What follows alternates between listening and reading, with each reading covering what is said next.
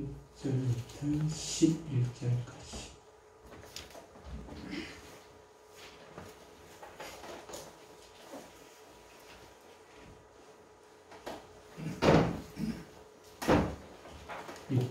사도행전 1장 6절부터 11절까지.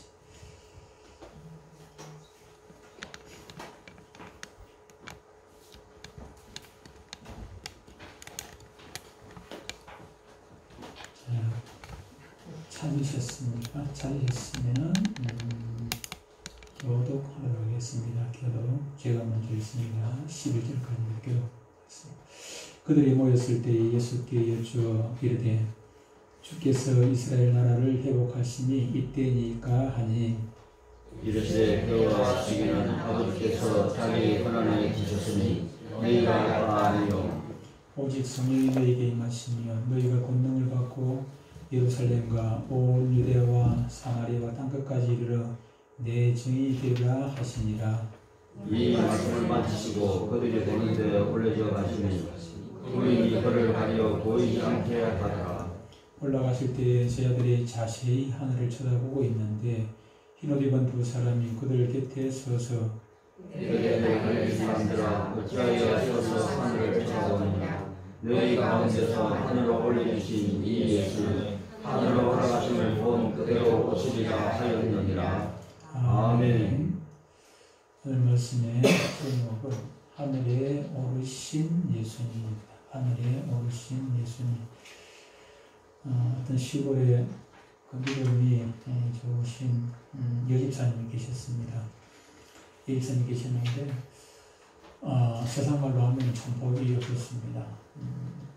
결혼하긴 했는데 아이가 없어가지고 그렇게 또 안달을 냈었는데 가로 늦게 이제 아들을 낳았어요. 아들을 낳아가지고 애지중지 아들이 참 뭐 얼마나 이쁘겠습니까? 아들 하나 깨고 낳았는데 근데 그 아들이 조금 방긋방긋 웃고 재롱도 부리고 한참 이쁘게 자랐는데 남편이 죽어버렸어요. 남편이 청상이 되었죠. 남편 죽고 이제 아들 이제 어린 나이 하나 그거 바라보고 그렇게 이제 고생하면서 그렇게 살았습니다. 나무 집에 밭도 매주고 나무 집에 이런 일도 해주고 그러면서 아이들 하나 바라보고 그렇게 살았는데 그 아이들이 커서 이제 그 아들이 커서 이제 군대를 갔습니다. 해군을 갔습니다.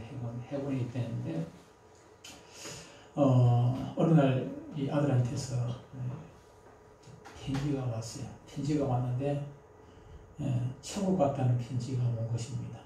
이 집사님이 깜짝 놀래가지고 편지를 들고 이제 목사님한테 갔습니다. 목사님, 우리 아들이 지금 전사를 했답니다. 목사님도 알다시피 우리 아들 경덕이가 얼마나 믿음이 좋고 그렇게 신실한데 지금 나이 이제 21살인데 벌써 하나님께서 데려가셨다고 합니다.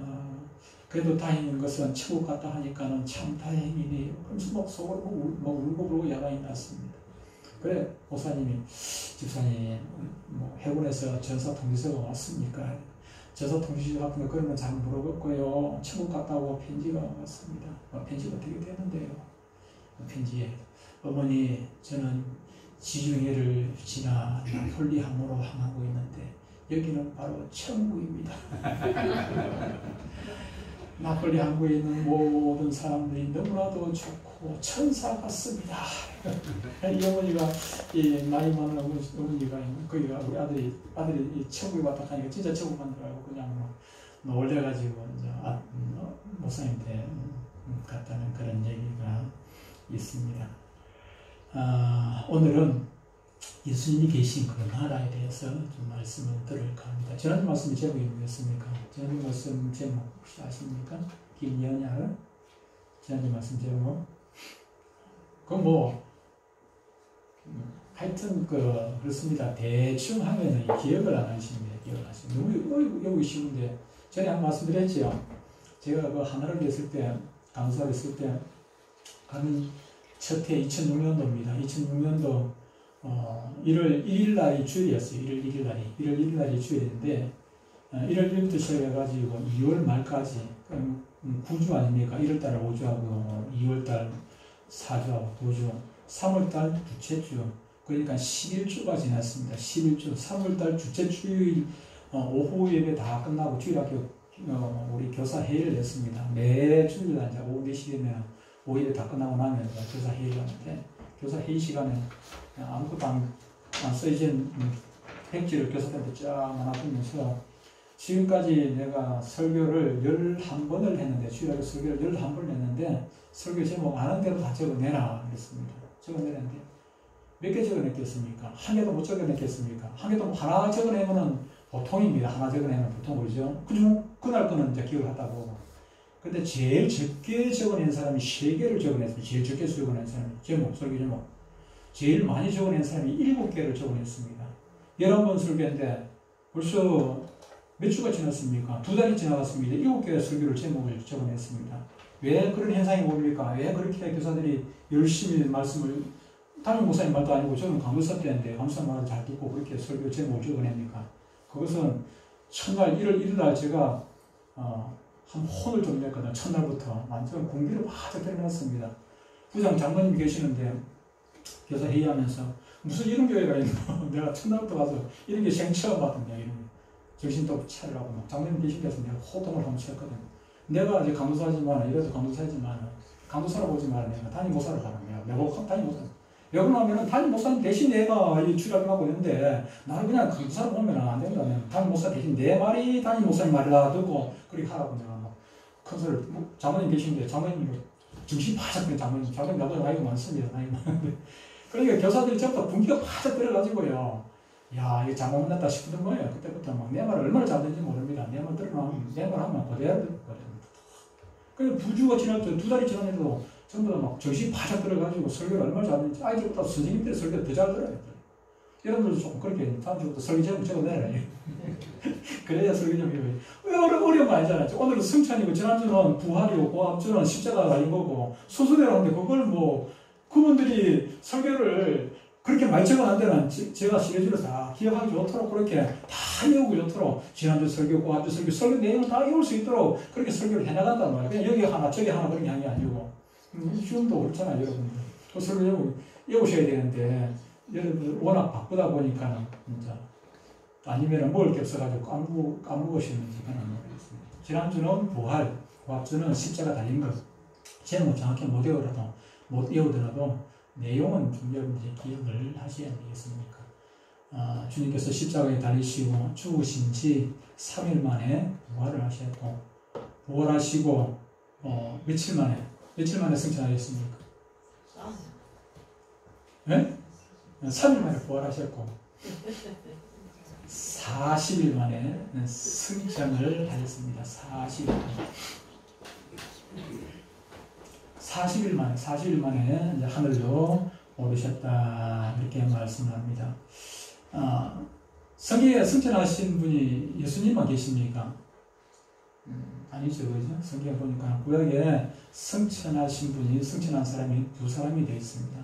창세기 5장에 보면 5장 21절 이하 보면은 에녹이 나옵니다. 에녹 21절 5장 21절 이하 보면 에녹의 삶에서 나오는데, 에녹이 35세에 무두실라를 낳고 300년 동안 하나님과 동행하더니 300년 동행했어요. 그러다가 하나님께서 그를 데려가시며 보이지 아니하더라, 그렇게 말씀하셨어요.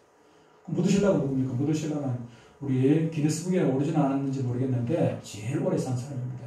969세를 살은 사람, 조금만 더 살았으면 1000살까지 살 겁니다. 969세. 근데 그 아버지 에녹이 바로 죽지 아니하고 하나님께서 데려가심으로 세상이 있지 않다, 그렇게 말씀을 하고 있어요. 열왕기하 2장 11절에 보면은 또 엘리사가 그 보는 가운데, 엘리사가 제자인데 그 스승 엘리야가 승천하는 장면이 나옵니다. 엘리야가 이제 승천하기 위해 가지고 여기 갔다 저기 갔다 자꾸 엘리사가 따라오는 거예요. 제자가 따라오지 말아요. 자꾸 따라가요. 그런데 하늘에서 열왕기하인데 하늘에서 불수레가 내려와 가지고 두 사람을 딱 갈아놓고 난 다음에 겨울의 바람이 막 싹 불어가지고 엘리야를 하늘로 싹 데려가는데 엘리사가 하늘을 딱 쳐다보고 있다가 엘리야가 옷이 떨어져가지고 그 옷을 주워가지고 막 능력을 베푸고 그렇게 하지요. 에녹과 엘리야 이 두 사람이 죽음을 맛보지 않냐고 바로 승천을 하게 됩니다. 왜 이 두 사람 승천한 얘기를 성경에다가 기록해 놓았을까요? 뭐 재미있으라고 깜짝 놀래라고 그렇게 기록해 놓은 것은 아니겠죠. 성경에는 재미있으라고 기록해 놓은 것은 단 한 구절도 없습니다. 다 의미가 있잖아요. 다 어떤 사건마다 다 의미가 있는 것이죠. 이 두 사람이 승천하게 된 것은 하나의 예표적인 사건이 아니겠습니까? 하나님께서 계시적인 의미로 하나의 예표로 이 두 사람을 승천하게 하신 것입니다. 그래서 에녹이 승천한 것처럼 엘리야가 승천한 것처럼 우리도 장차 하늘로 올라간다는 놀라운 사실을 그들을 통해서 우리에게 깨닫게 해 주시는 사건인 것이죠.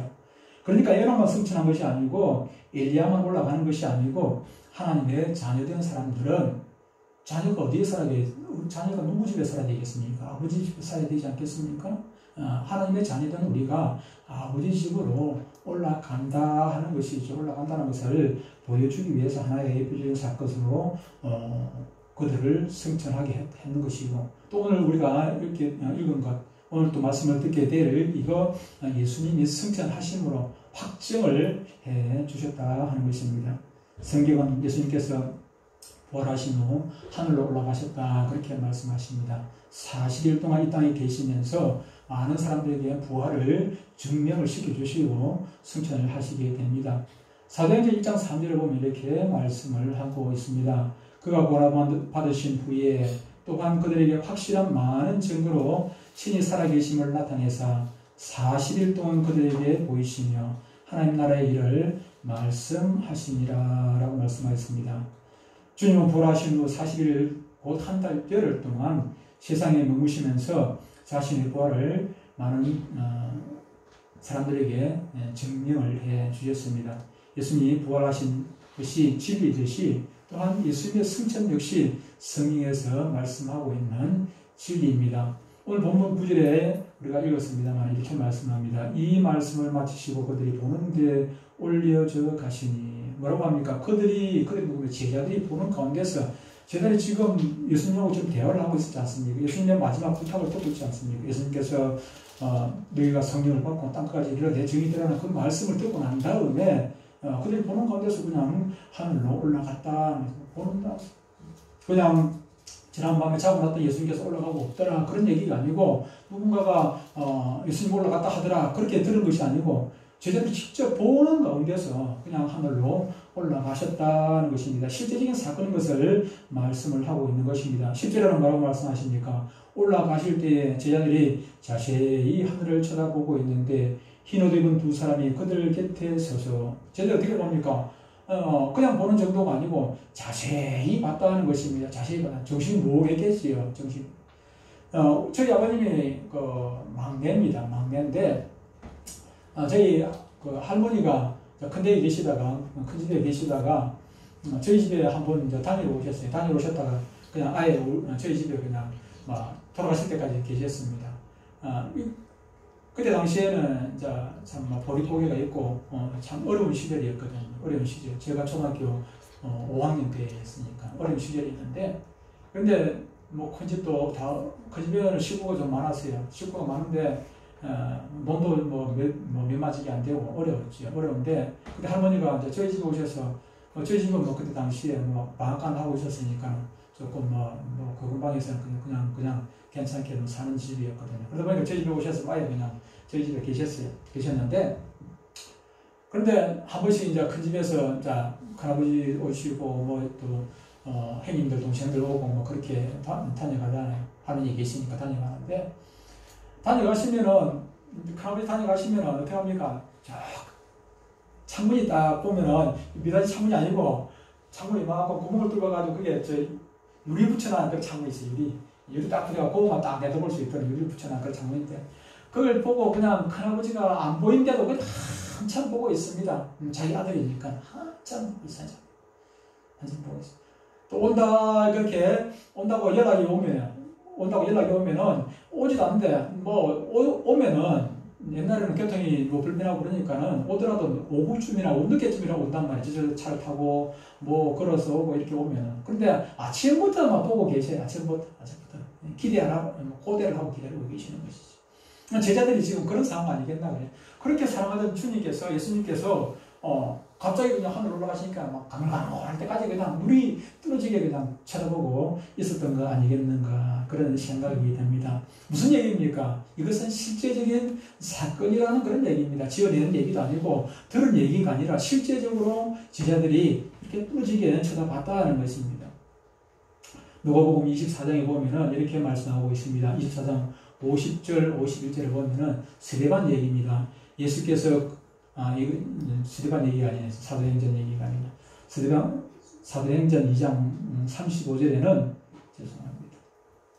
사도행전 2장 35절에는 이렇게 합니다. 내가 네 원수로 네 발등상이 되게 하기까지 너는 내 우편에 앉아있으라 하셨도다 하였으니 성부 하나님께서 성자 예수님께 지금 하시는 말씀입니다.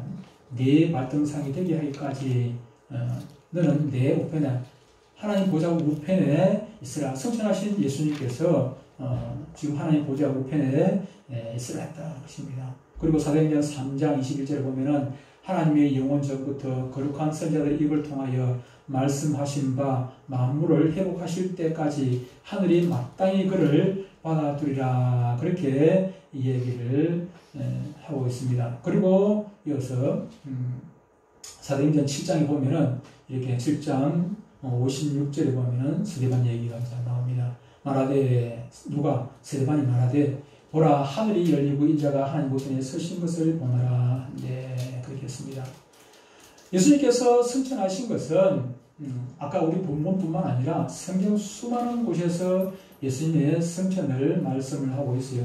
아까 읽었던 조금 전에 읽었던 누가복음 24장에 보면 예수님께서 그들을 데리시고 제자를 데리고 베다니 앞까지 나가서 손을 들어 그들에게 축복하시더니 축복하실 때 그들을 떠나 하늘로 올려주시다. 그렇게 말씀하고 있습니다.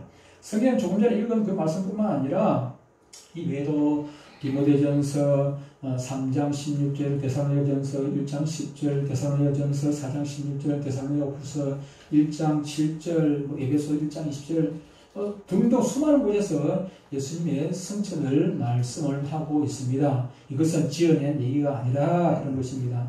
부활하신 예수님은 하늘로 승천하신 것이 틀림없는 사실이라는 것입니다. 그렇다면 부활하신 예수님께서 하늘로 올라가셨다는데 예수님께서 올라가신 그 하늘이라는 곳이 어떤 곳인가, 또 하늘 중에서 예수님께서 계시는 곳이 도대체 구체적으로 어디인가 하는 것입니다. 예수님 믿고 죽은 영혼들이 가는 곳이 어디입니까? 거기는 낙원입니다.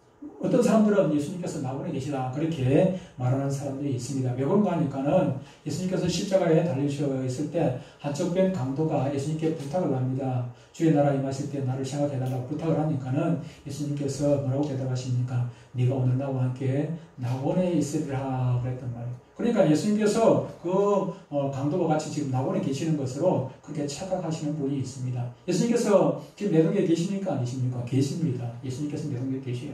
그런데 예수님께서 내 동교에 계시는데 그 영으로 계시는 것이지 부활하신 그 육신으로 계시는 것은 결코 아니다 그 말이에요.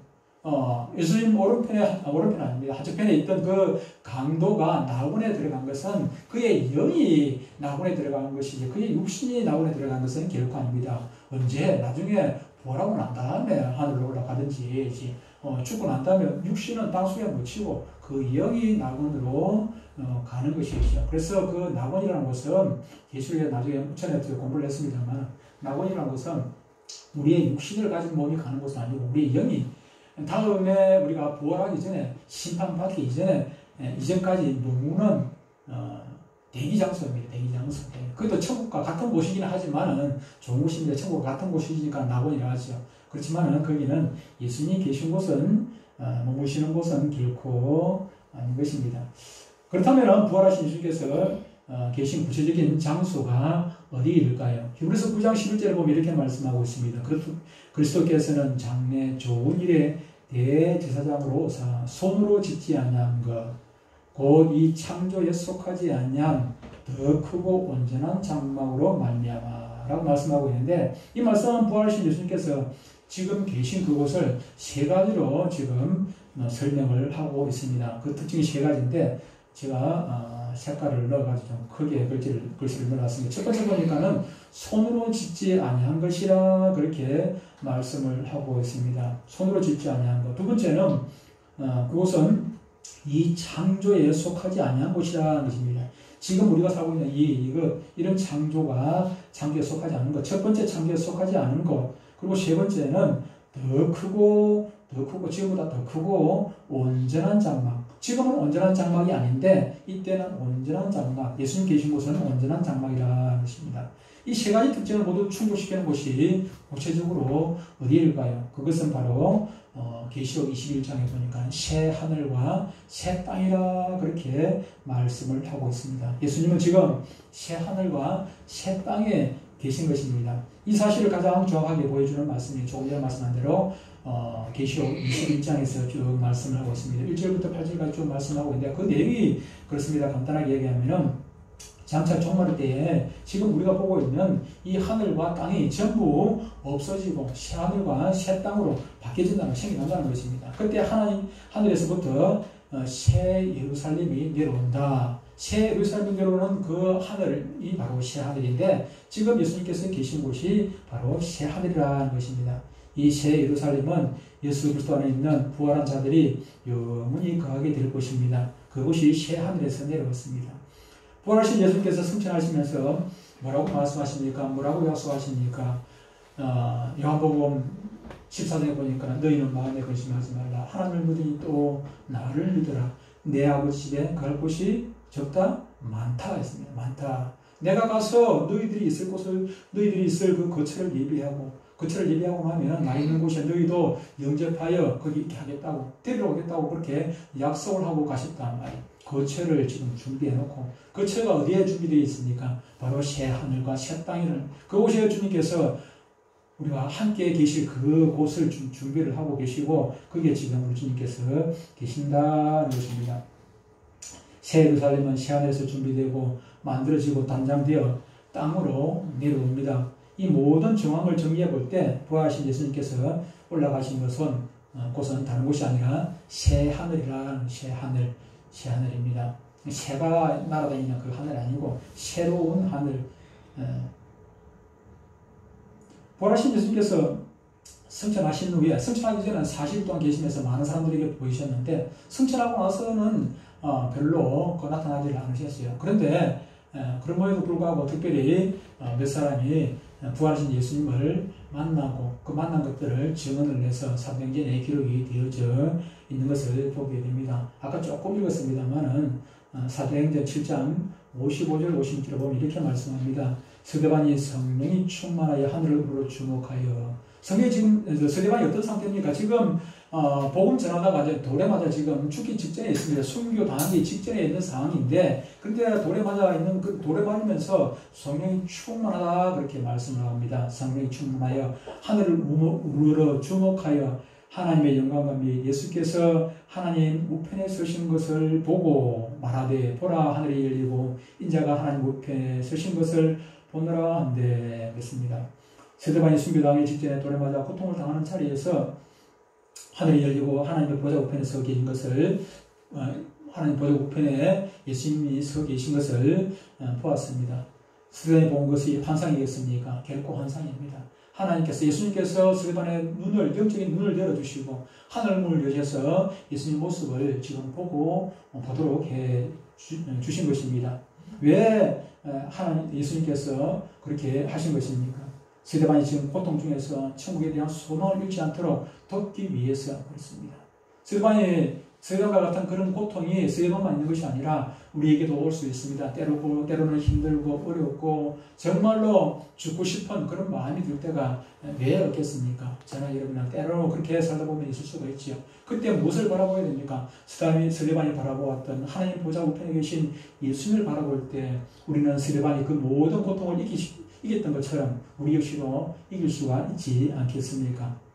스데반만 부활하신 예수님을 본 것이 아니라 사도 바울도 부활하신 예수님을 보게 됩니다. 사도행전 9장 3절 이하에 보면 이렇게 말씀합니다. 사울이 길을 가다가, 어느 길입니까? 지금 다메섹에, 지금 예수 믿는 자들을 잡으러 지금 가는 길입니다. 길을 가다가 다메섹에 가까이 이르더니 호련히 하늘로부터 빛이 그를 둘러 비추는지라 땅에 엎드러져 버리며 소리가 있어 이르되 사울아 사울아 네가 어찌하여 나를 박해하느냐 하시거늘 대답하되 주여 누구시니까 이르시되 나는 네가 박해하는 예수라 너는 일어나 시내로 들어가라 네가 행할 것을 네게 이를 자가 있느니라 하시니 같이 가던 사람들은 소리만 듣고 같이 이제 사울하고 같이 가던 사람들이 소리만 듣고 아무도 보지 못하여 말을 못하고 서 있더라. 그렇게 얘기를 합니다.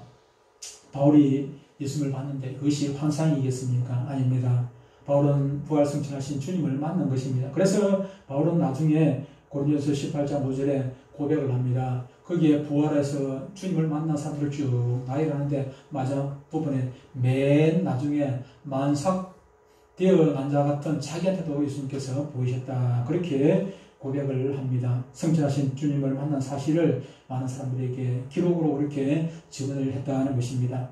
그렇다면 부활하신 예수님께서 계신 곳이 왜 제가 입에 침이 기도로 이렇게 설명을 하는 것입니까? 부활하신 예수님이 계신 곳, 그것이 우리에게 중요한 의미가 있는 것은 그곳에 저와 여러분들이 들어가서 살 것이기 때문에 그곳에 다른 사람이 들어갈 것 같으면 우리가 신경 안 써도 되겠는데 내가 들어가고 여러분들이 들어가서 거기서 영원히 거기서 다들 이사도 안 가고 이 땅에서는 우리가 살다가 김해 살다가 부산도 가고 부산 살다가 서울도 가고 뭐 경기도 가고 대구도 가고 다른 데 이사를 갈 수가 있지만 거기 가면 거기는 영원히 살 곳입니다. 왔다 갔다 할 필요도 없어요. 거기는 영원히 살 곳이기 때문에 그렇기 때문에 우리가 관심을 가져야 되고 거기에 관심을 가지고 거기다 소망을 두는 사람은 이 땅에서 삶을 이길 수가 있다는 것입니다. 이 땅의 삶을. 예수님의 승천은 우리의 본향이 어디인지를 알려줍니다. 우리가 장차 살게 될 우리의 본향은 새 하늘과 새 땅입니다. 우리는 그곳을 소망하며 살아야 합니다. 또 그곳에서 행복한 삶을 살기 위해 이 땅에서의 삶은 열심히 심는 삶을 살아야 하는 것입니다. 왜 열심히 심어야 합니까? 거기는 천국에는 거두는 곳이지 심는 곳이 아니기 때문입니다. 거기는 심을 기회가 없어요. 심을 기회가 없습니다.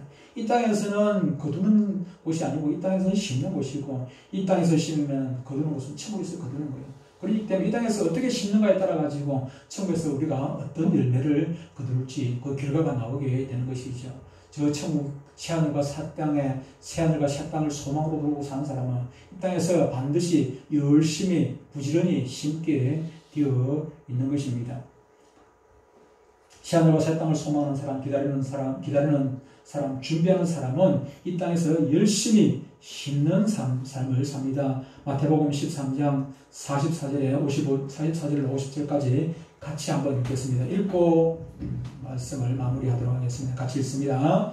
시작. 천국은 마치 보와 같으니 사람이 이를 발견한 후 숨겨두고 기뻐하며 돌아가서 자기의 소유를 다 팔아 그 밭을 사느니라. 또 천국은 마치 좋은 진주를 구하는 장사와 같으니 극히 값진 진주 하나를 발견하며 가서 자기의 소유를 다 팔아 그 진주를 사느니라.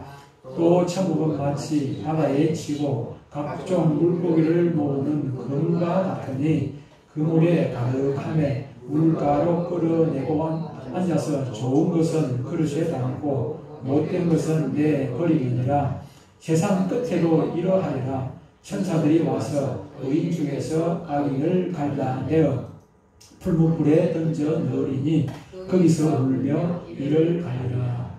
누가 이를 갑니까? 이 땅에서 심지 않은 자가. 심지 않으니까 천국에 가서 거둘 게 있습니까? 없습니까? 아무것도 거둘 게 없어요. 울게 되는 것이죠. 그래서 이 땅에서 부지런히 심어야 되는 것입니다. 45절에 천국은 마치 좋은 진주를 구하는 장사와 같고 44절에 천국은 마치 밭에 감추인 보와 같으니 밭에 왜 보화가 숨어 있습니까? 밭에. 이 당시에는 전쟁이 많은 때죠.